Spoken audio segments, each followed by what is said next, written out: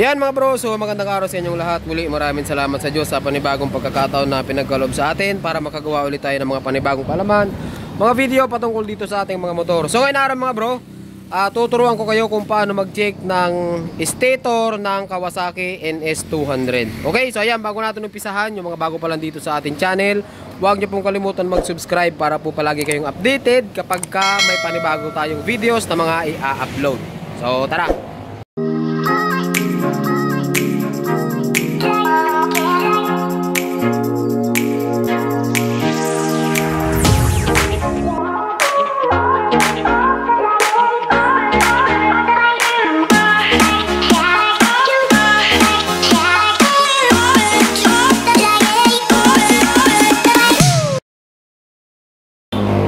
Yan mga bro, so ito kasi dinala dito sa atin NS200 na Kawasaki. Ang issue niya mga bro ay hindi siya nagcha-charge. So dalawa-dalawa lang naman ang issue niyan, ay tatlo.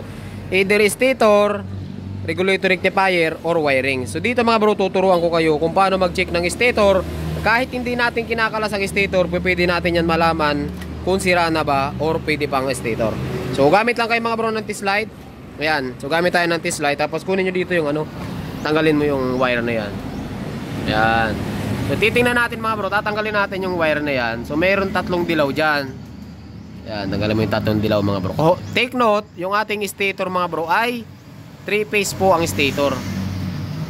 3-phase, ibig sabihin tatlong dilaw. Ayan. Mukhang napalitan na yan.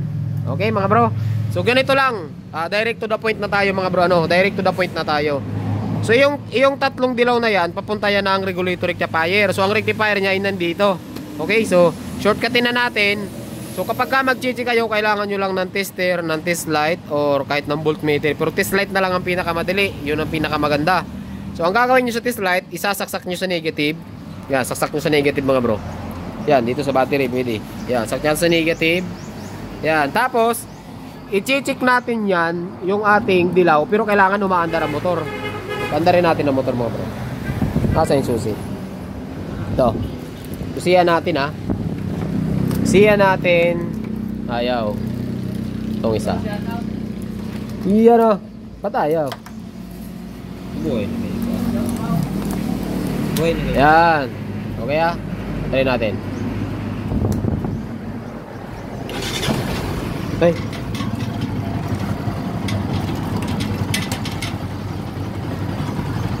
Yan, okay. Yan, umaandar na mga bro. Ngayon, kailangan mga bro, kapag tinislight nyo yun, alin man dyan sa tatlong dilaw, kailangan hindi dapat iilaw yan. Check mo. Ilawin. Oh, umilaw. Take note, naka-body ground yung ating test light, diba? So, nakakabit sa negative. Umilaw. Ibig sabihin yan, sira na. Alin man sa tatlo dyan mga bro, umilaw, sira na po yan. Ayan, check mo yung isa. Umilaw, isa pa. Umilaw, yung isa pa. Umilaw. Aba, wala na. Okay. 100% mga bro, sira yan. Patay na natin. Yan, so ngayon tanggalin natin mga bro, kuha tayo ng tools, lagyan natin ng langis dito kasi sigurado may tatagas diyan. So, sureball na natin yung mga bro. Kapag kaganon, kahit hindi natin kinakalas, automatic mga bro, sira na po ang stator na yan. Kasi kailangan mga bro, wala siyang kailangan walang connection ang body ground dito sa ating tatlong dilaw na ito. So, tatanggalin natin ito mga bro. Okay? Gamit kayo mga bro ng 8mm socket. Ayan, makakalas nyo na yan. So lahat na lang naman yan mga bro, para peras lang din naman ang tornilyo nyan. Ayan. Tanggalin natin.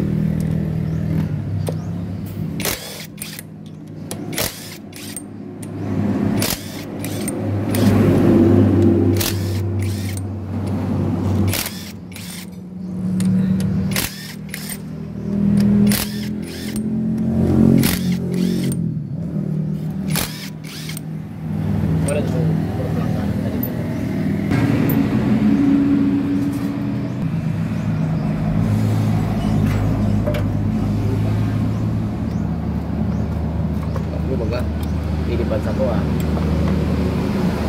dito. Sulok na. Sulok na bali. Dadan. Ayan mga bro, so kung makikita nyo, bali nakalas na natin. Kapag nakalas na yung mga bolt dito sa gilid, ayan, makakalas nyo na rin yung stator. Tapos ayan, wala na yung socket. Mukhang hindi naman to pang pang 200 eh. Kasi kung pang NS200, kulay puti dapat ito. Replacement na ito mga bro. Hindi talaga ito dito. Kaya mabilis siya masira, mabilis masunog. Kung mapapansin nyo dito, ayan oh, sunog na sunog oh. 1, 2, 3, 4, 5, 6, 7. Wala na.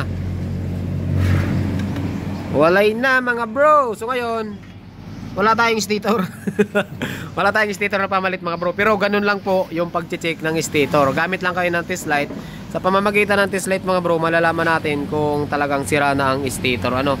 Kahit hindi pa natin kinakalas yan, subok na natin yan. So ngayon, ang gagawin natin dyan, order tayo ng stator or maghanap muna tayo ng pwedeng mabilihan kasi wala tayo nitong tinda mga bro. Okay, so siguro hanggang dito lang yung video natin. Mayroon naman akong tutorial nito sa YouTube mga bro, kung paano magkalas or kung paano magkabit or paano magpalit ng stator ng NS200. Okay? So hanggang dito lang mga bro. Magandang araw sa inyong lahat at ride safe po kayo palagi. Alright.